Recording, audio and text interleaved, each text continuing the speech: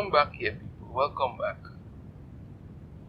Early last year, I got some insider information about the script for Black Panther Wakanda Forever. It wasn't confirmed. That's why I never did a video on it or anything like that. It wasn't confirmed, but I got the information and I read the script. And what I read, I was like, this is terrible. This is truly, truly terrible. And I was like, there's no way they're actually going to do this. Because this is a terrible way to follow up on it. You have to change it. This is not going to work.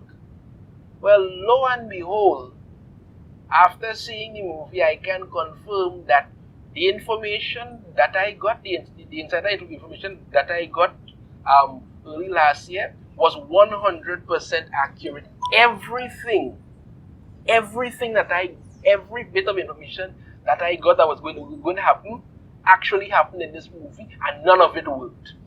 Absolutely none. And I'm gonna go through past it. I'm gonna tell you exactly what it is really destroyed this movie, because apart from the blatant way that they used Chadwick Boseman, God rest his soul, memoriam and thing to try and garner some kind of thing for this movie. Now I have no problem with you using the movie as a way to honor him and all that. Okay, but when you're doing that in that sense to try and make people think that they should watch it because of that, no, that doesn't work. Anyway, let me get into this here. Now, it literally starts off stupid and it goes from there. Because as the movie begins, we get to find out that T'Challa is suffering from some unknown illness. They never explain what the illness is. He's suffering from some unknown illness, and the only thing that may be able to cure him, because Shuri believes they will be able to cure him, is the heart-shaped herb. But there isn't any more of that because Killmonger burnt it all when he took over. But it's still, the thing about it, how this makes no sense, is that T'Challa already took the heart-shaped herb, so he already has all the properties of it in his body. So we don't know what this unknown virus or illness or whatever it is. We don't know, they never say. But then all of a sudden, Queen Mother comes in and tells her that he's died from it, and that's it. We don't know whatever it is. They could have gone a different way, have him sacrifice himself, saving somebody like that. But no, he dies from an unknown illness. That's it. They have the funeral and everything, and it's it's all sympathetic and all of that. Okay. A year later now, Wakanda is literally under pressure from the other nations because they want the vibranium, and they have literally resorted to trying to steal it. I mean, literally, like France sends in some mercenaries to try and steal it. The Dora Milaje easily defeats them, and then Queen Ramonda has them brought in to the United Nations thing, and lets them know that Wakanda is still able to protect itself. But as the movie goes along, you have to understand, you have to ask yourself something in regards to this, and that's something I'm going to bring up a little later. But I want to ask this question here. You never see any of the actual men do anything in this movie. Nothing. Because Wakanda is is supposed to be the most powerful nation on the face of the earth. Very advanced, very all of this, and they have an army. But all you really ever see is the Dora Milaje front and center.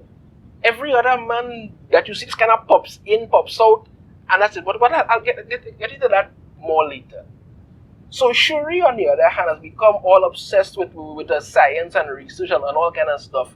And the Queen wanted to go back into her research to create a synthetic heart-shaped herb in order to make a new Black Panther, but she doesn't want to do that because she says that the Black Panther is a figure in the past, and she can't come to terms with her brother dying and all of this. Okay, it's very, very annoying. So anyway, in the Atlantic Ocean, the CIA and the US Navy SEALs have a have a they have this machine that can detect vibranium from anywhere. Now you may be thinking that this is actually pretty interesting, except for the fact that I don't think that they realize this is that it's not very unique or anything like that, because I remember in, I think it was the second Avengers movie, Tony Stark had a device, or he had a program in order to detect large amounts of vibranium, and that is how they found Ultron. So it's pretty much similar to that, just that, they're trying to push this like it's some major find or anything like that, because all anybody have to do is just modify that design a little bit, and we'll get to who made it in a minute. While they are there trying to find it, they get attacked by a group of blue-skinned water-breathing people, right? And they destroy all of them, and this one person is there with wings on their ankle, so you know who that is. Now, while the Queen and Shuri are out somewhere by these elephants thing there, the little water course, they're having a little discussion. All of a sudden, Mr. Winged Ankles shows up. I mean, he literally comes out of the water. So you have to ask yourself, what kind of freaking security do these people have in Wakanda, where he's just easily able to get in? So he gets in there, and he's telling them that and this is the other stupid part. This is the other stupid part. He has vibranium, and his underwater kingdom also has vibranium. So that gun spit in the face of everything that the Wakandans know about the Great Mound and the vibranium, asteroid, and all of that. They just throw that out the door, right? So the Queen asks him who he is, and he has many names, but his enemies call him Namor. Now, when he says his enemies call him Namor, you're thinking yourself, okay, this man has many enemies. Maybe he'd have some vast underwater world where it have different species and all that kind of thing, and he has had to fight and survive in order to protect his kingdom and make it the biggest and best, all that, something like that. No, nobody knows who these people are. Nobody's ever heard of them. And the whole thing about his enemies calling that, when he was a child, some people who they came and saw were enslaving some of the people them there, and they kill all of them. Some priests called him Namor, child without love, and that is it. Those are his big enemies, because apparently he's been alive for hundreds of years and done absolutely not one shit. I'll get back to this idiot in a little bit. He tells the Queen and Shuri that he wants them to find the scientist who has made the vibranium detecting machine, or else he's going to attack Wakanda because he has this massive army. I'm going to tell you why that's stupid also. Now, if you have the ability to sneak into Wakanda, the ability to find out where this oil rig is that have this machine and do all this, you could easily find this person. Why do you need to come to Wakanda and expose yourself? That once again is another question that's never answered. The only thing we're supposed to get from this is that, man stupid, man do this. That's it. That's it. So Okoye and Shuri go to the CIA agent Everett Ross from the first movie, and from him they get the information that the person who built the vibranium detecting machine is, surprise, Riri Williams, and she's at MIT. And when they go there now, they try this whole stupid thing, and they keep trying to put in a little bits of humor in it, and certain parts about it, you do get a little chuckle for it, but it doesn't really work. And I will give the actress who plays Riri Williams, I will give credit where credit is due. She nailed that role, because she was just as annoying, just as unlikable, and just as a pain in the neck. And not the actress in herself. I'm just saying the way she portrayed Riri Williams is pretty damn close to the way Riri Williams is portrayed in Marvel Comics, which is unlikable. That's it. She's very unlikable. She keeps talking about talking all kinds of stuff about how she's a genius and she did this and you don't really care, but it's just very annoying, and for some reason they expect you to give a damn. So when they go with her to this warehouse thing that she has, where she has all the information that she used to make the vibranium, the machine, let's just call it the machine at this point. Yes, make the machine a thing. The FBI show up for some reason, because apparently they were watching her. They believe that the Wakandans were responsible for the attack on the oil rig in the the Atlantic Ocean that killed all the CIA agents and the Navy SEALs and all of that. Once again, nobody knows who good old Namor and his blue skin people are. Nobody knows it. And if you had just quietly done what you wanted to do, nobody would have ever known you actually existed. But no, let's keep doing this shit. So when the FBI shows up, Riri gets into her makeshift kind of Iron Man like thing, but it's basically kind of a exoskeleton. It's not a full suit. That's kind of exoskeleton. She flies off. Shuri jumps on a motorcycle and takes off. Okoye is driving. They have this big chase scene that is supposed to be very interesting. It really isn't. When they do get away from the FBI now and they're crossing on this bridge, all of a sudden giant whales appear and the blue skin people show up. Okoye and Atuma have this fight. Now Okoye does pretty much everything she could. She lethally wounds these people and they just get back up. She's fighting Atuma, ends up getting knocked because they, for some reason, have these kind of water bombs where they throw these things and these kind of thing and it's kind of like a water grenade, if you would, and then it explodes and the water everywhere.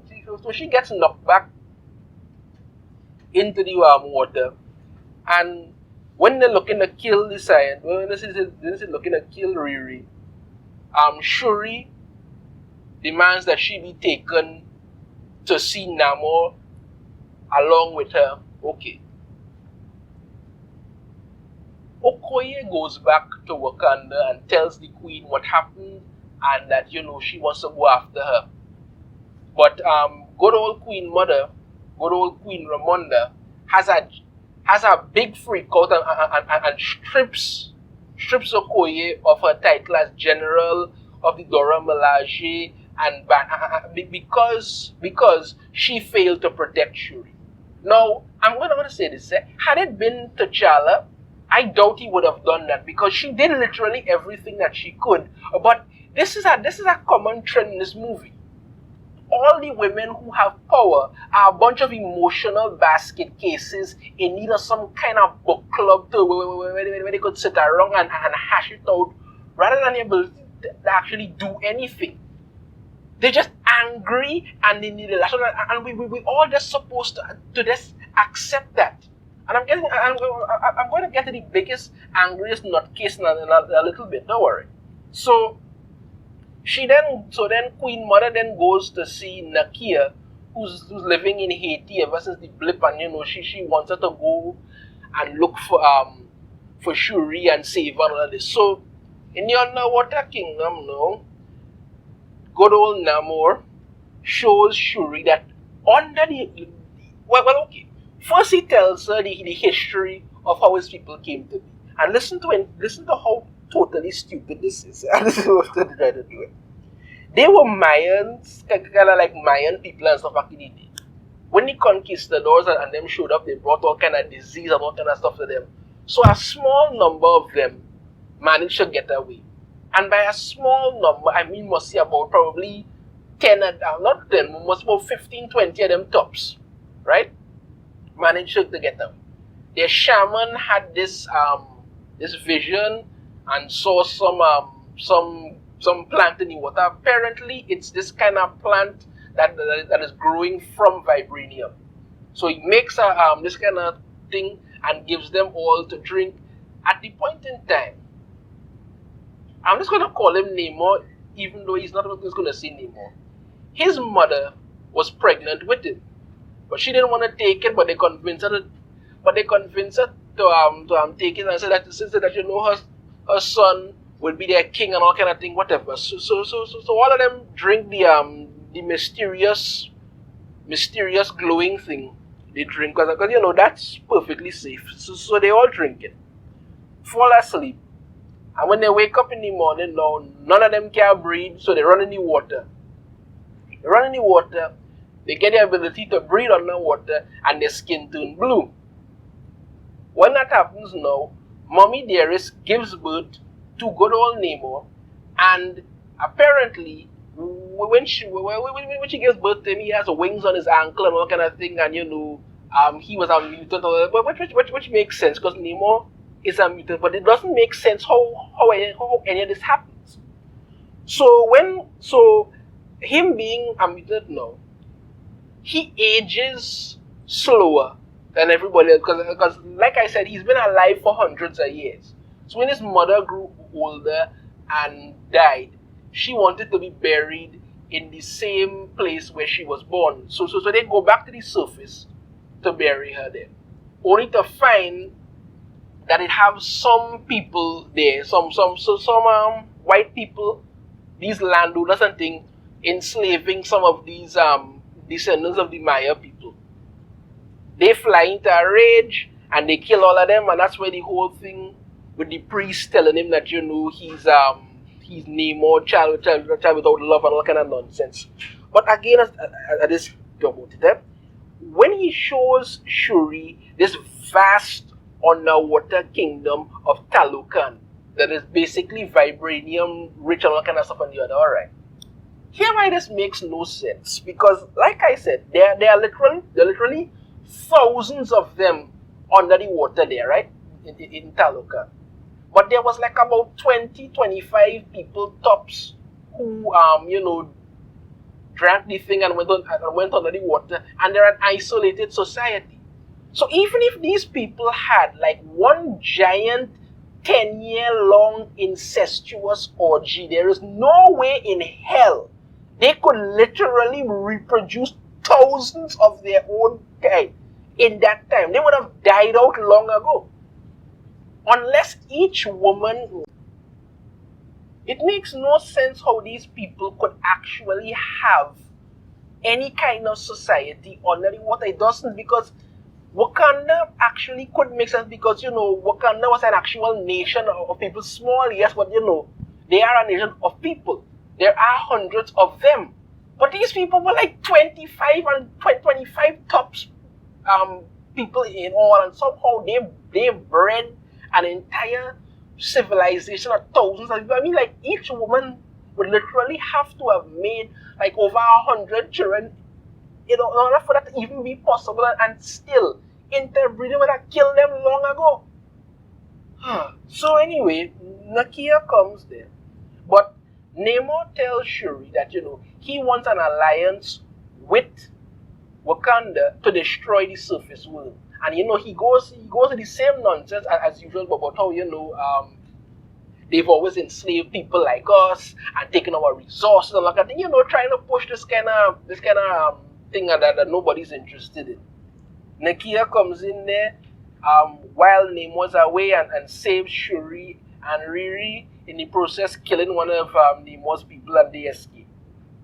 While this is going on, Namor is meeting with the Queen, and he blatantly threatens the woman to destroy Wakanda if they don't do what he was looking at. I mean, you literally pushing everything for war. You've kidnapped the princess,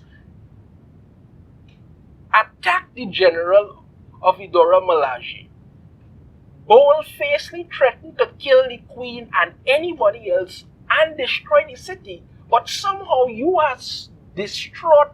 No, I shouldn't say distraught. You are angered when they take back their, their princess, and one of yours is killed in the process. So what does he do? He decides to attack Wakanda. And you get to see that for some reason, even though Wakanda is the most advanced nation in the world, they're apparently very stupid, have little to no defenses, and are unable to stop a bunch of fish people throwing water bombs. They flood the city, they attack people, and Wakanda is literally getting its ass kicked, which leads you to understand, leads you to kind of wonder why America hasn't just openly attacked them. And then clearly they are vulnerable. They can't seem to do shit.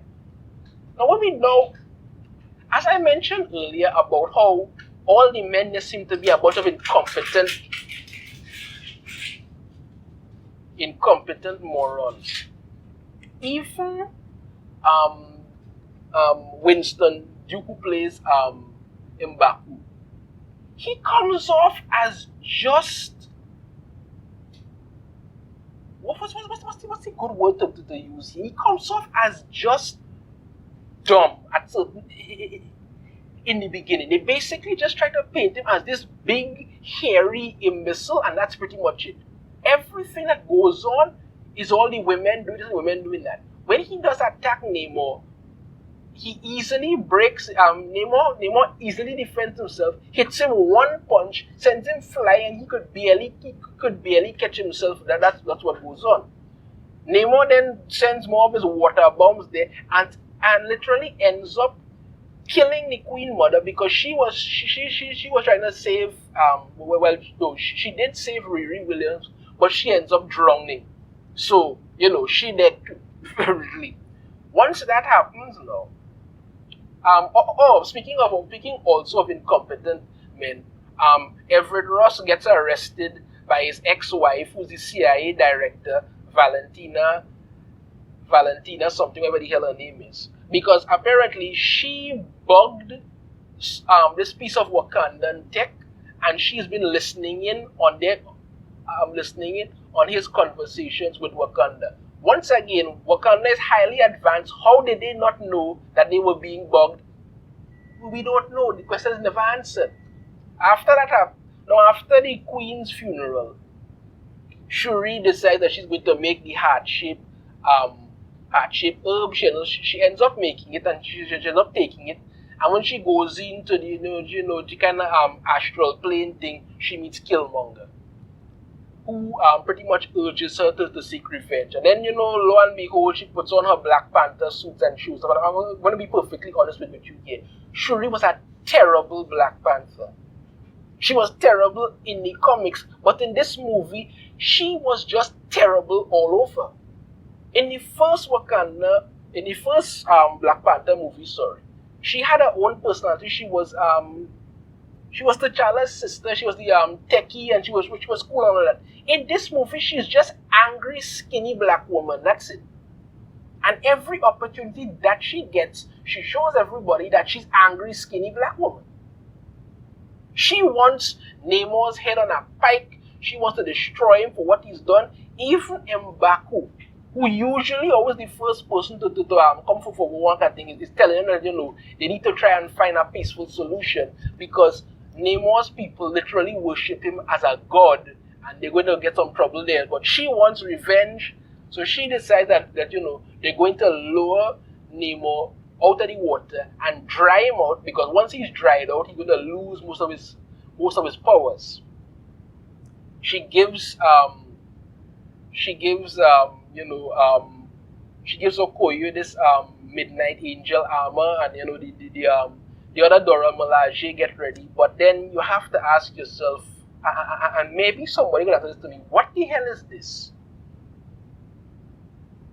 This is supposed to be the Ironheart armor. It looks like something you would find in some sort of kind of crackerjack box, or like some kind of robot reject from Cubics or something. It looks ridiculously stupid. And for some reason, she's wearing this. Riri Williams is wearing this, and the people in charge of this movie thought this was a good idea. I don't understand why. So anyway, the Wakandans lower Namor and his people out of the water, and they have this big battle. Shuri is there, and once again, all we're seeing her as is angry, skinny Black Panther woman, that's it. And she ends up luring Namor away in this aircraft, drives him out. They have this big battle on the land where she's hitting him. She ends up cutting off one of his little ankle wings things, and then he impales her. And he's looking to go back to the water, but then she has this whole flashback of Killmonger telling her to seek revenge. So she pulls herself free. You see no blood by the way. She pulls herself free, attacks him, and when she has him down on the ground and she's looking to kill him, she gets flashbacks of her mother and things telling her that Shuri, show him who you really are, all of this. Just so then she tells him to yield. He yields. That's it. War is over. Riri Williams goes back to MIT, but she has to leave the suit behind because it's made of vibranium. We know that's not going to last because eventually they're going to have to give her that back, right? Okoye rescues Ross from CIA captivity, and then rather than Shuri show up to claim the right of ruler and as the Black Panther, M'Baku shows up because Shuri has gone to Haiti to see Nakia. Then we have this moment. Where she burns the funeral ceremonial robe, and then she has flashbacks of Chadwick Boseman and all that thing. It's a big emotional scene. Then in the mid-credit scene now, we get to find out that Shuri learns that Nakia and T'Challa had a son named Toussaint, but his actual Wakandan name is T'Challa. This movie was just downright stupid. Honestly, up to now, I don't know what in God's name Namor's plan was, why he was doing anything. He was just there. All the women in this were just angry, emotional basket cases who were just running around doing whatever the hell they wanted. The men were just stupid. Wakanda was basically a literal pansy nation that couldn't do anything. Where is the warrior nation that we actually needed? No, that's not there. And nothing about it made any sense. Even the whole thing about Shuri walking out, we know that's not going to last because eventually someone is going to come to find her to need her to go back and do this, because this is basically just the MCU at this point. And they're doing nothing to change that. My final rating on this movie, I give Black Panther Wakanda Forever a 1.2 out of 5. It really don't make no sense to go and see this because it's just nonsensical. That's it. It's just nonsensical. And I truly believe by, if not the end of the second week, maybe the third week, it's going to fall off. If it does manage to make $1 billion, good for it, but I highly doubt it. I seriously highly doubt it. That's it for me. Let me know your thoughts on this one in the comments. If you have a different opinion, I'd love to hear it. If you like the video, be sure to hit that thumbs up. Subscribe if you haven't already.